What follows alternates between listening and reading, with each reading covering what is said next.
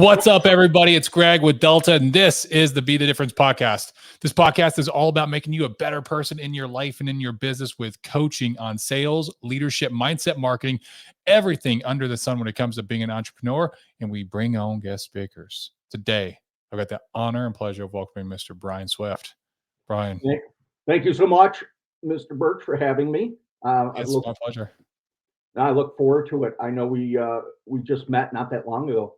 Yeah. And I've been trying to follow up because I know one of the messages that we met at CreativeCon was, what are you going to do afterwards, right? You know, it's like joining a gym. Joining, it's the easy part. What do you do afterwards? You know, you buy a book to read. You know, what do you do after you read it? And I made a commitment to myself to follow up with more people that I met there. So, ergo, we're together, and I'm excited. I'm excited too. I'm excited. So Brian and I met at CreativeCon. He was another speaker that was there, had a fantastic speech, and we connected. And I was like, hey, I'd love to have you on the podcast. And for those of you that don't know Brian, Chicagoan, Brian Swift, is the loving father of 3 adopted children and a husband of over 28 years. Brian broke his neck. And it was broken while playing football. And his friends on the day after Christmas in 1979 at the age of 17. As he found the courage and strength to recover, graduate from high school, earn his college degree, and earn his Juris Doctorate degree as a quadriplegic, he also found his purpose to achieve more than expected and to aspire to the best that he can be. He has spent over 20 years coaching football and basketball. Brian developed his strategy of success, CIA, commitment, integrity, and attitude. Brian P. Swift, JD, has over 20 years of corporate training, sales, and marketing experience. He has been instrumental in the marketing and leadership of 3 successful startup companies. He has developed and implemented many new employee training incentives to enhance people's skills for the achievement of personal and organizational goals. His success comes from his ability to share his vision, motivate, and inspire people to become uncommon. I love this. His speech is also was fantastic at CreativeCon. It was just a great time seeing you talk about your history and your experiences. Well, I mean, the magic's in the story, right? I mean, and you know, a lot of our experiences happened because of the story that happened before that. And a lot of people think it may sound weird, but, you know, I've been so blessed to have the life I've led since I broke my neck. And I didn't do it alone. None of us get where we're at alone, I don't believe. I've had a lot of support, a lot of help, but I had to be the engine.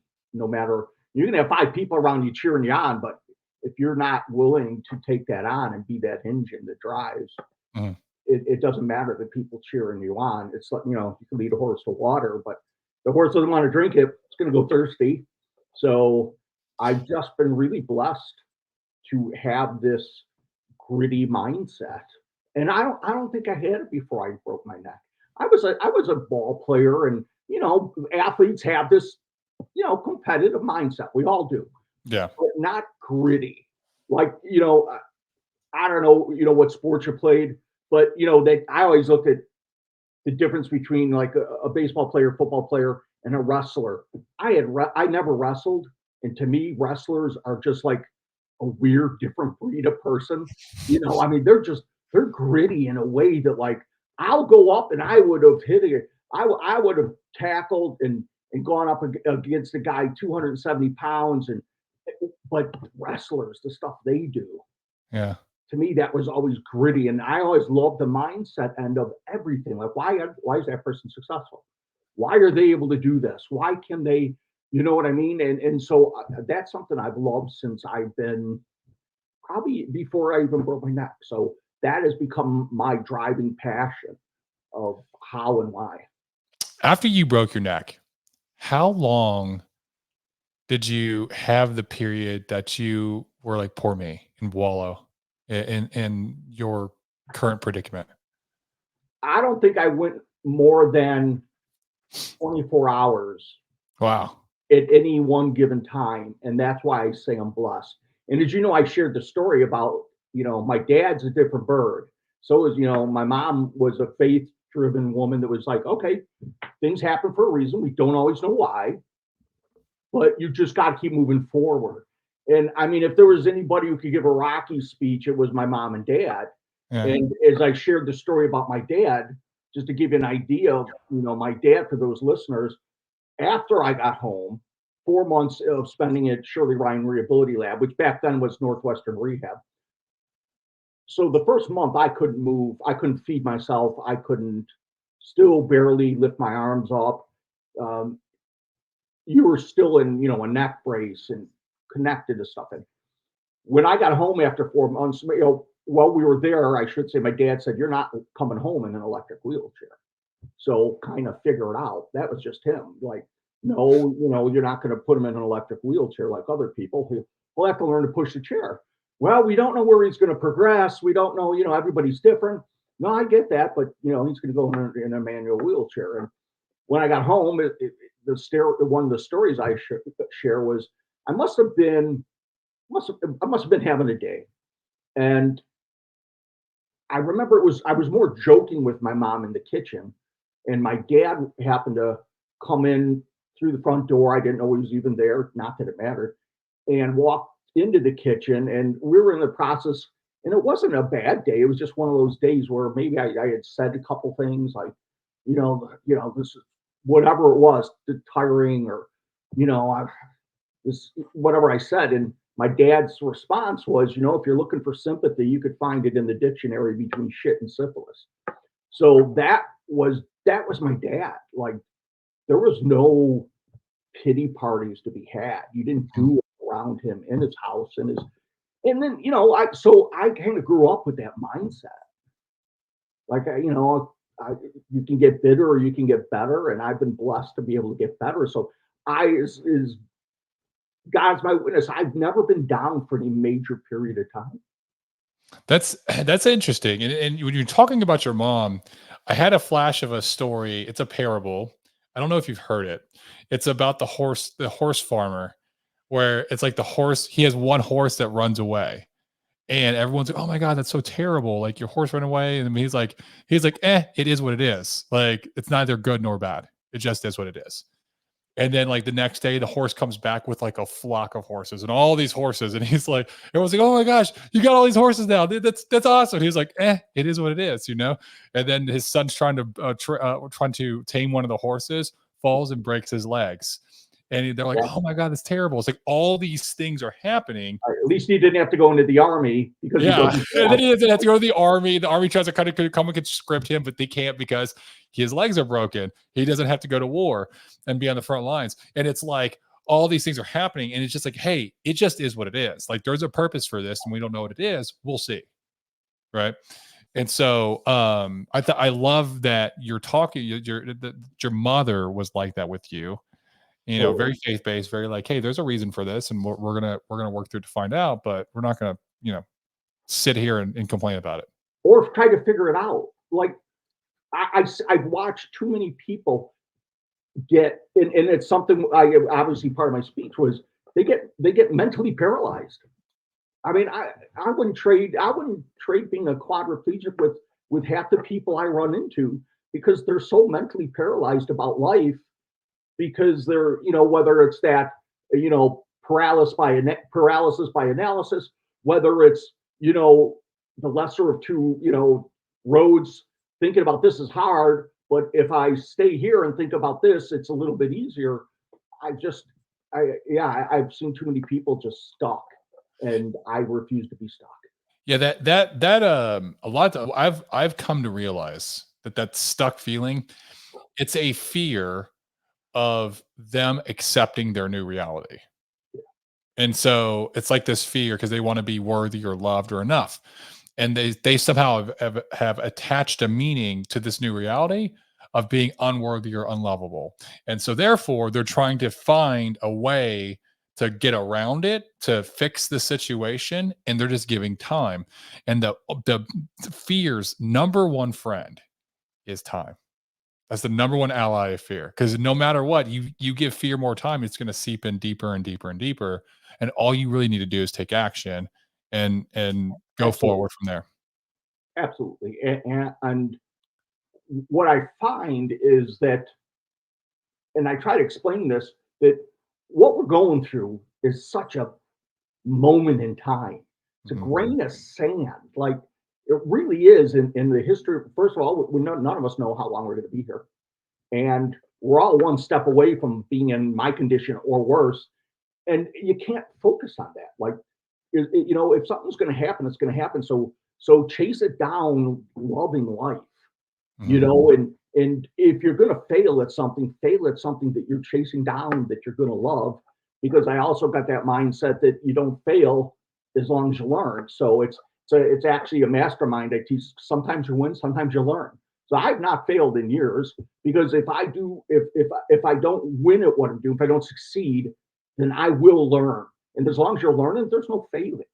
There's Mhm. no failing if you take something, a disappointment, a loss, you got beaten at something, and you learn from it. That's a lesson now, not a loss. So I create this mindset. It's from John Maxwell. I mentored by John Maxwell, and I love his philosophies. But sometimes you win, sometimes you learn. If you adopt that, then there's less fear out there of anything negative.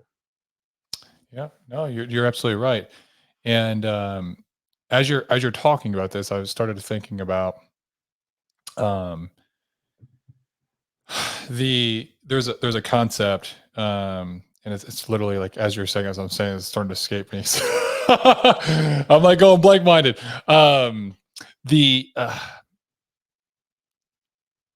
Sometimes you win, sometimes man, you said something that I thought about, and it wasn't John Maxwell, but it was another author that It'll come I back was to you. just reading. That it was a very similar concept, and it's on the tip of my tongue. We'll keep going. As soon as it comes back to me, I'm like, oh, eureka! There Um, you go. so I got a question. The the After the incident happened, you didn't have a lot of time to really wallow. You just had a very straightforward. Do you feel that that situation is what made you grittier, or do you think that you would have attained it anyways, given your parents? Or No, I don't think I would achieve what I achieved if I didn't break my neck. well, it's such a great. So it's almost like it really was like a near death experience at that time. Oh yeah, no, Yeah, that 100%. 1979, breaking your neck. Yeah. I mean, it's not what it is today, where the technology today and things of that nature, and the I mean, statistically, what you became is a quadriplegic. Yeah. What was a Stephen King horror story? I mean, like you weren't your statistics of you leading any type of normal life, working, getting an education, having a relationship. I mean, there is. My dad used to say, you got two chances, Slim and none, and Slim is out of town. Mhm. And that was the statistic you faced. Man, I had to shut that thinking off, because that's scary thinking. Like, I had a girlfriend back then, and I played sports, and it's like, my God, what do you do in life if your sports disappears and your girlfriend disappears and you can't be independent? And I mean, you talk about going down a rabbit hole. I mean, Yeah. you could go down a rabbit hole like really quick and get really stuck if And it's you. such a dichotomy. There's so many different paths you can take, and it really is like you can go that way, or you could be like, dude, I almost died, and I'm blessed to be alive. Like I'm doing because death really is the greatest teacher.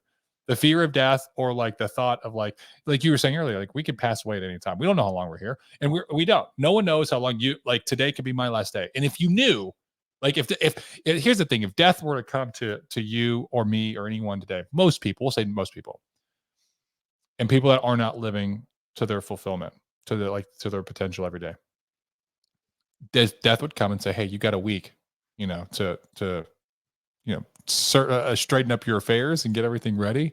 You're coming Friday, let's go, right? And what would the normal regular person do? They would be like, oh no, I need more time. I Right. need more time. And it's like, I need 10 more weeks. I need 5 more weeks. I need another year. It's like, what did you do this past year? What have you been doing the past years? All these years? What have you been doing all this time? And we'd all like more time, because you can't accomplish everything you want.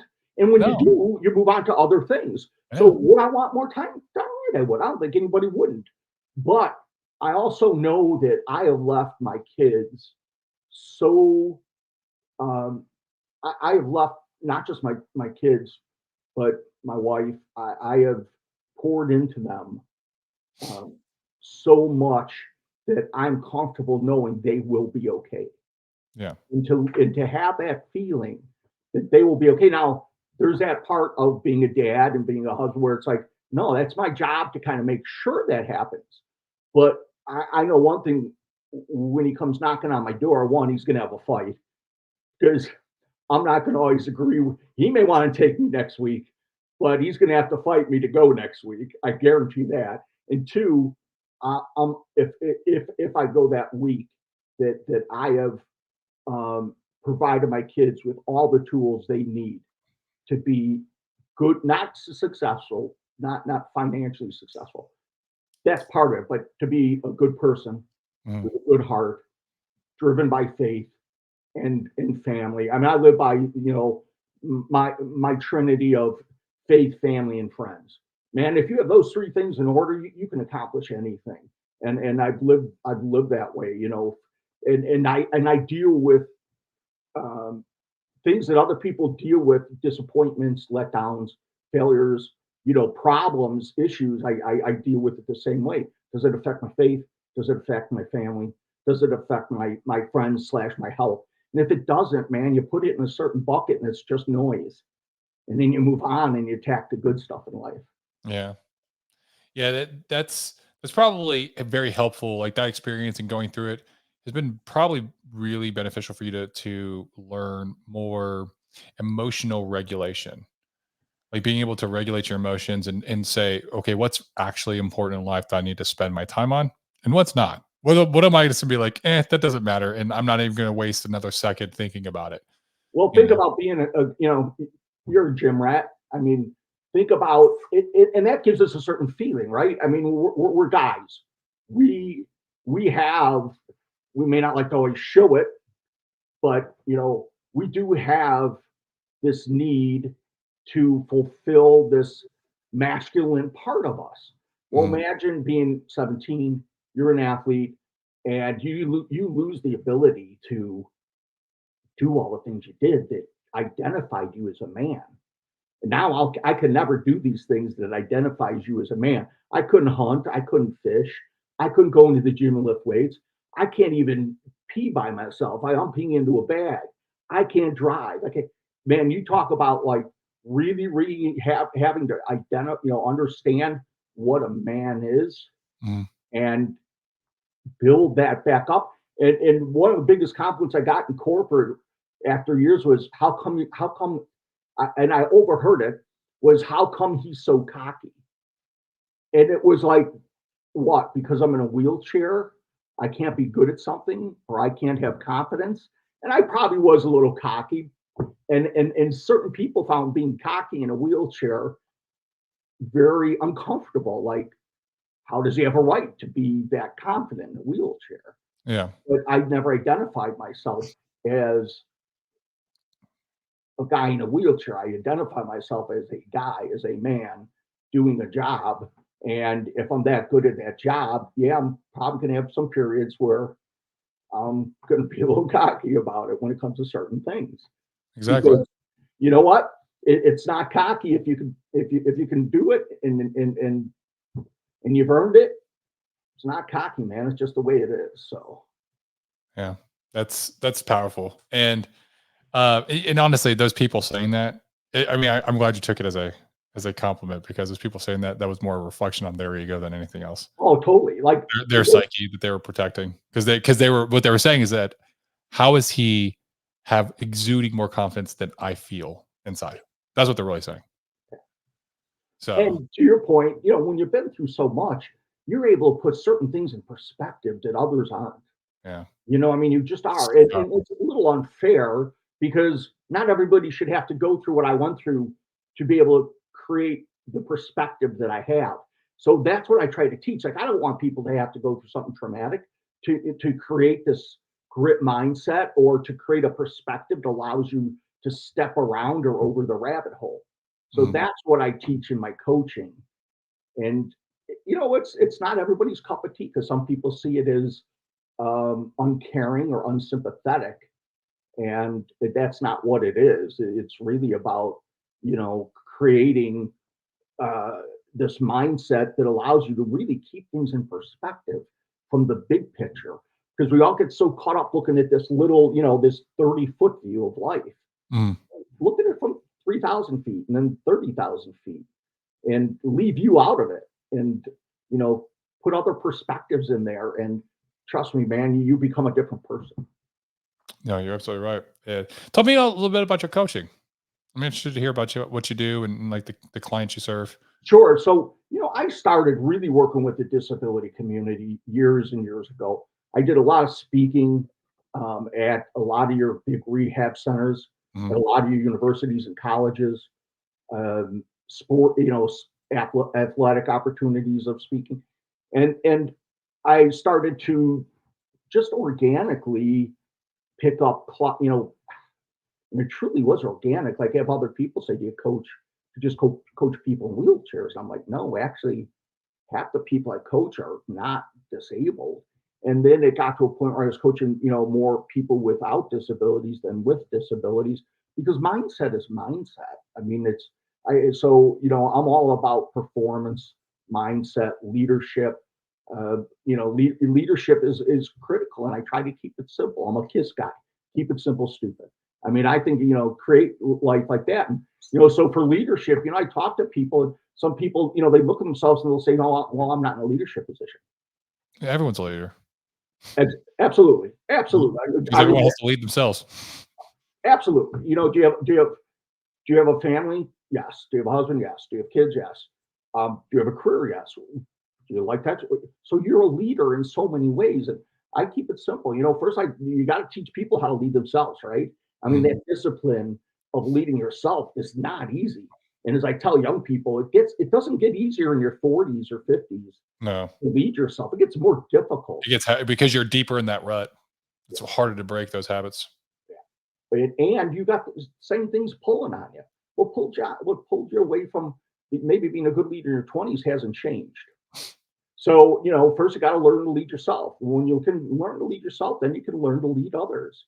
And, Yeah. and once you learn to lead others, so I look at 3 steps, and I'm sure there's more, but I look at, one, you got to learn to lead yourself. 2, you got to learn to lead others. And once you can learn to lead others, now you can learn to lead groups, and organizations and things of that nature.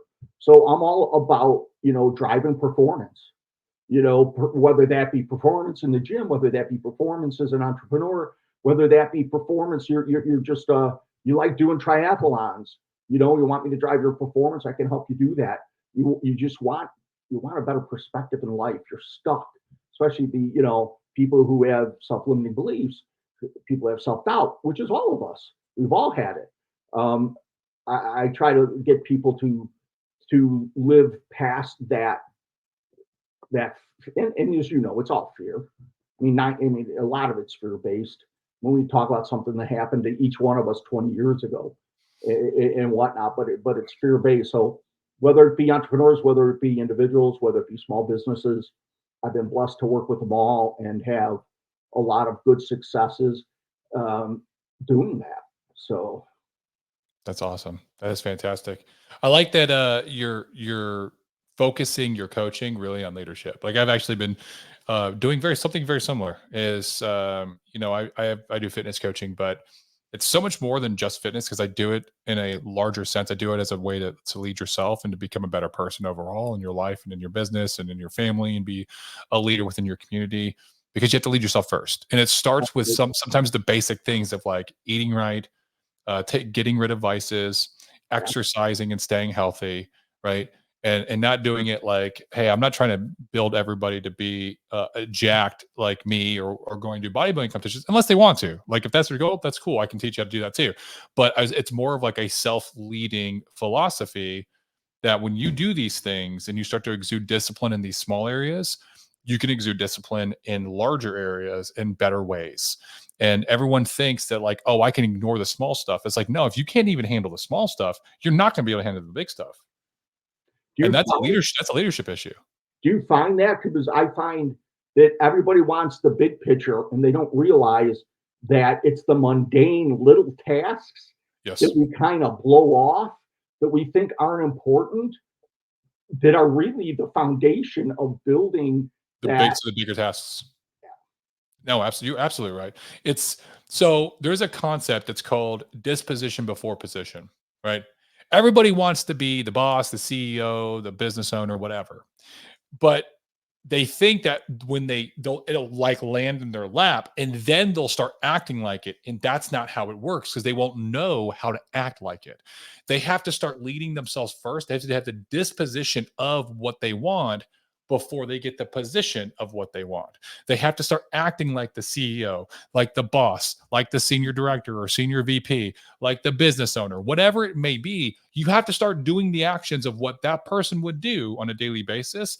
And what's going to happen is by you doing those things, you will attract it and you will make it happen.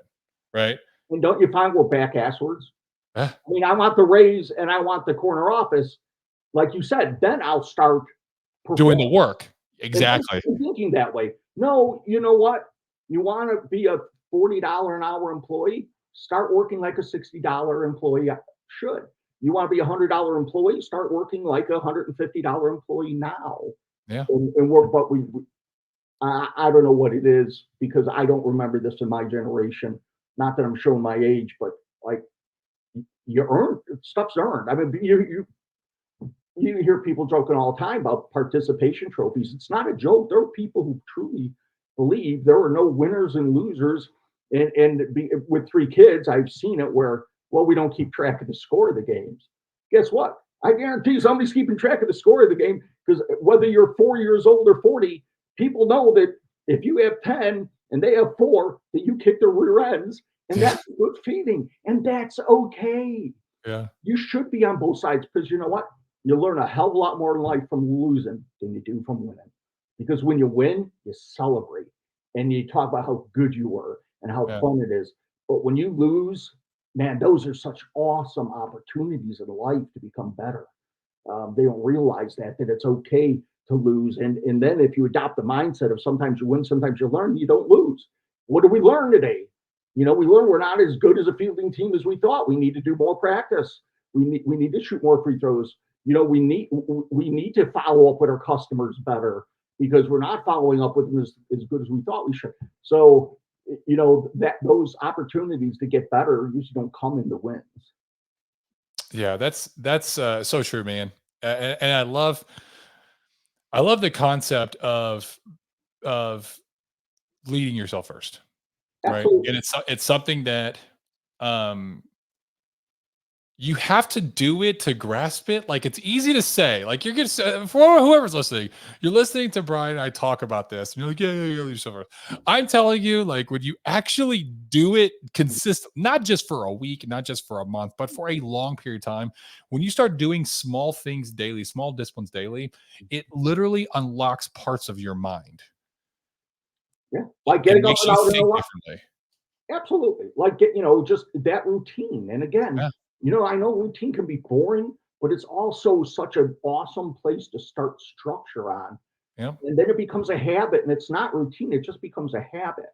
But Yes. it's got to become routine, whether that's, and that's why the military does what they do. That's why why does the military make their guys get up and make an impeccable bed when they're done and make sure their shoes are impeccably shiny? Do you really think they just want people to have beautiful beds and shiny shoes? No. No. There's a deeper reason for that, right? I mean, Yeah. there's a reason behind it. They want to instill pride. They want to instill routine. They want to instill discipline. They do it through these mundane tasks that we would look at as, what's the difference if my bed's made every morning, right? I gotta Everything. get up, I gotta go. My shoes are okay. Yeah, they could be clean, but the fortunes in that, those mundane areas of getting in that routine. Yeah, no, it's and that's where I started my coaching. That's how I started to change my life around when I was having struggling thoughts and difficult times in my life. And I was slipping. I was sliding back fast. And I got to the point where I started having some suicidal thoughts like daily, just Wow. all the time.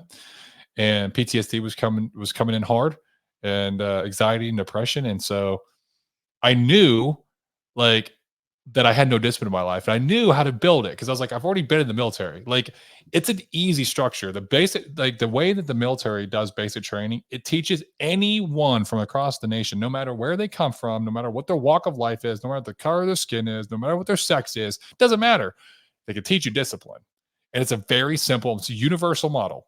Right. And it's very, very basic. They control when you go to sleep, when you wake up, what you eat, what you drink, what you learn. They make you work out every day, and they make you clean your shit, and they make you clean to a specific level. They have a standard that they say it's going to look like this. Your shoes, your uniforms, your bunk, your area, your space, right? Your bathrooms. You're not going to go to the bathroom and make a big mess and then come out and leave that shit there. No, because then you're going to get and there's repercussions if you don't, right? You have somebody that's keeping you accountable. So it's all these things that are very, very basic. But I'm telling you, anyone that goes and anyone that's listened to this that has gone through basic training, I promise you'll agree. From the time that you started basic training to the time that you ended basic training, you are a different person. You just are. I would, and I've never served, but I can, I understand it. Yeah. And appreciate it. And we need more of that in everybody's daily life. I mean, Yeah. this is almost what they need to start teaching in high school, because parents aren't parenting and kids come out and don't realize that they don't have um, any real structure, and talk about accountability. I mean, I think we need to. I think a cultural revolution needs to happen to where it's not schools that do this, but it's actually parents. Parents need to stop relying on schools to teach their kids these values yeah, and how to live better lives, and they need to teach this themselves to their absolutely, children. absolutely. But parents are afraid to, because they're so worried about being their kids' friends Yeah, instead of being yeah, their that parents. is something bad. I've noticed that a I lot. mean, they just, like I remember my dad saying, I'm not here to be your best friend. I don't care if you love me. You're going to respect me. Yeah, And that love, that respect turned into love, because I knew he always loved me, as tough as he was on me. I mean, I knew my dad loved me, but man, he was a tough guy. Fair. I can't name one time he wasn't fair. I yeah, mean, there was no being unfair. It was done. It was done his way. I mean, it was just that simple. Like, if dad said the garage needs to be scraped before you go out this weekend, there was no, like, you scraped the garage so it could be repainted before he went out during the weekend. There was no discussion, debate. Discipline. You got up, you went to church on Sunday. Guess what? He got home from work at 5:30. You were home at 5:30. Didn't have to be told that. Now everybody's like, "Oh, that's old school." Yeah, when the lights came on, you were home. But it was true. I mean, it was true. There was family time. You sat at the table together. There was no phones. It was discussion. You talk about your day. Listen to your dad talk about topics. It's missing because parents are so afraid to be that disciplinarian. And I went to parochial schools, so I mean, when I in grammar school I had nuns, and in high school I went to a all guys Catholic high school, St. Lawrence, and we had the Christian Brothers of Ireland. And you talk about discipline. yeah. I mean, it was on their time, and they were great. They were fun. They were educational, but like, you just, that mode of, and my parents didn't send me there to get the religious education, because if that doesn't start at home, you're not going to learn that. It's Yeah. not lived at home. But what was neat was, like, you wore blue pants or black pants. You wore a blue shirt or a white shirt, and you wore a tie. And your hair was above the collar. If it was below the collar, you could get a detention. If you came in with 5 o'clock shadow after a holiday, you can get I mean, it was straightforward. There were rules. Here are the rules. Here are the consequence. Life was black and white, and it was easy. We need to get life black and white again, with consequence, and make it easy for people. Yeah. Oh, you're absolutely right. That's a good point. That a lot of the stuff starts in the home, and I don't think there's too many people that. And then you tell me what you think on this. There's too many people that think or will say, like, they'll be like, "Oh yeah, I'm Christian," but they don't actually live by Christian values. They don't actually like they'll be like, "Oh, I'm Christian." It's just like you just go to church every Sunday and then you check out. Like you're not teaching your kids to be better. you don't show any kind of restraint when it comes to feeding into vices. And vices doesn't just mean, it's not like bad things. It's not just like, oh well, I don't do drugs, or like, hey, how often do you drink alcohol? How often are you sitting your ass on the couch and just binge watching Netflix? Right? That's a vice. How often are you feeding your kids garbage food? Because it's easier for you to go run to McDonald's and go get them literal garbage, Oh, yeah. and instead of cooking them a home cooked meal and teaching them how to cook and how to take care of themselves, and taking that time, because you gotta watch the game, or you gotta get back on your phone to get something done, right? Absolutely. And I call those first pewers. The people who want to be seen, they sit in the first pew, they Yep. walk through the whole crowd, and then they're hellions and they're doing nothing, saying, and we both know talk is cheap. Right? Yep. You can go to the gym and talk about what you did, or, get out there and spend 2 hours, putting yourself through that self-imposed, as I call it, self-imposed discomfort. That's what I do. One of the things I do for myself. In any given day, I could go out and ride in my wheelchair, say 5 miles. But I'll have those days where, I feel it, or I know I need it. And I'll go out and I'll push myself 4 miles one way. And I know I got to come home. And the only way I got to come home is by turning around and riding 4 more miles back, Yep. which is 3 miles longer than I usually do. And my ego will never allow me to stop and call somebody or ask for help. So I put myself through this self-imposed discomfort. Was my dad used to say, Bill's character. Yeah. As far as like you said, you have to live it. Being a good man is not easy. Being a good husband, a good father is not easy. Yeah. And I'm an old school guy that believes men need to be dangerous. Yes, I believe so too. Need to be dangerous. You know why? Because it takes a strong man to be dangerous. And if you are not dangerous, you cannot be a strong man, which means you cannot make tough decisions for yourself and your family. Because weak men give in to all the vices. You're weak when you give in to the vices. So I believe, I'm an old school guy. I believe, that men need to be dangerous. And I'll correct, and let me just not justify. Let me throw some content around that. I don't mean they need to go out there and be macho-y mean, or prove that they're super strong. But men need the capacity to be able to go there if they need to. If need to, yeah. When the situation dictates, Yes, being able to turn it on to protect the people they love, their friends, their families, their community.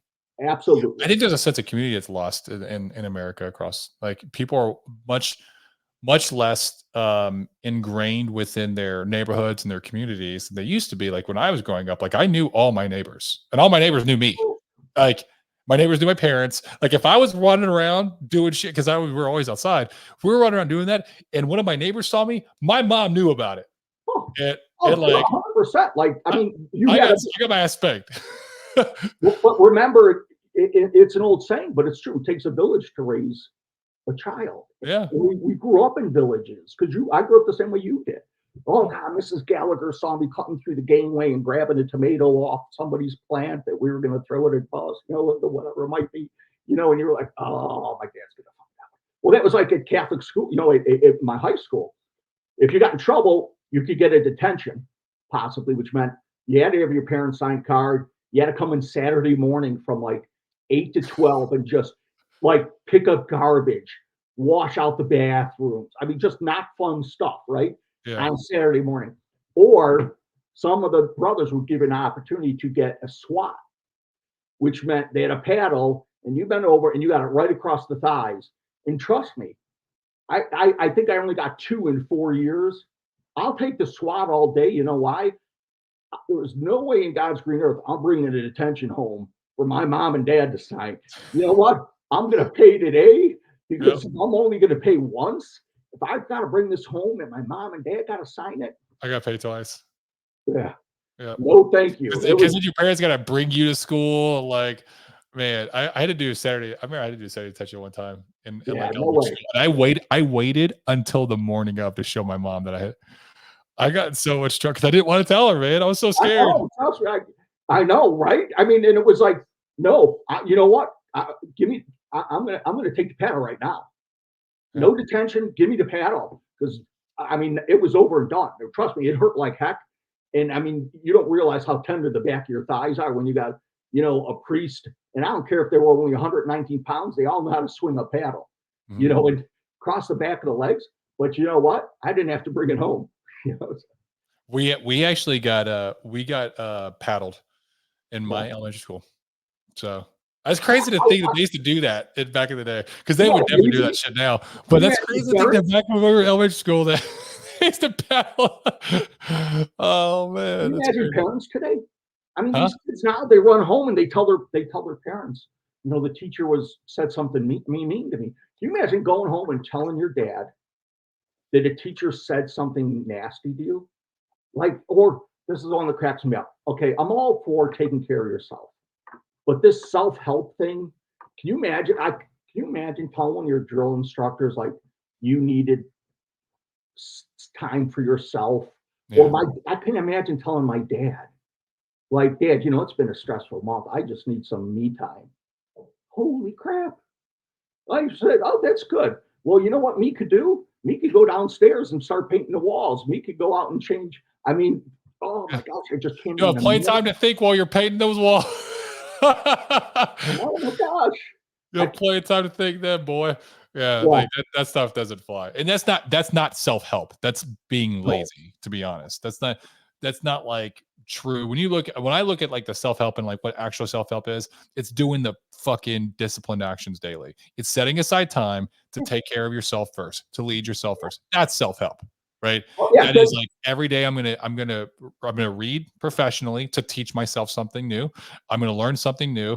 I'm going to spend time in the gym or doing some exercise outside. I'm gonna get some vitamin D, and I'm gonna eat healthy. That's self love.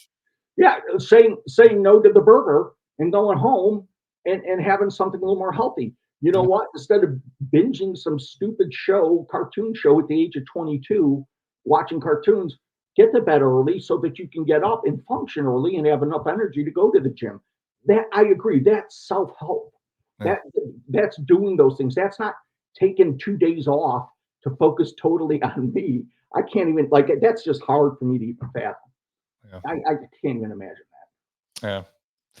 Well, Brian, thank you so much for jumping on the podcast with me. This has been a fantastic conversation. For those of you that watched, also, Brian is an author of 9 books. So you can look him up, Brian P. Swift, on Amazon.com. And you can see a lot of his books. One of them is called The Quadfather, which I think is fucking dope. that. I branded myself after 40 years of being in the wheelchair. I was actually out getting vitamin D, trying to think, you brand yourself. What do you brand like who you are? And I was like, Quadfather, man. I'm like the OG.